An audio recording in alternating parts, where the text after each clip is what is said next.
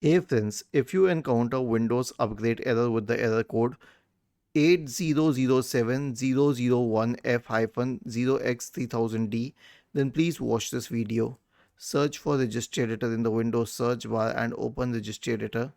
Go to HK Local Machine, Software, Microsoft, Windows NT, current version and profile list.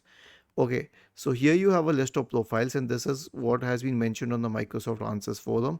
A few users found it useful. So this guy changed his profile name, but a better way to figure it out would be to check all the profiles here.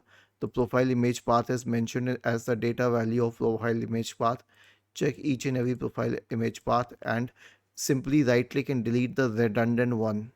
Okay, if you are facing this problem, you know why you reached this problem and you know which part to delete, which is a redundant profile. Was this helpful? If yes, then please subscribe to the channel. If not, then let us know in the comment section of the video on how we could help you further. Thank you for watching this video and have a nice day.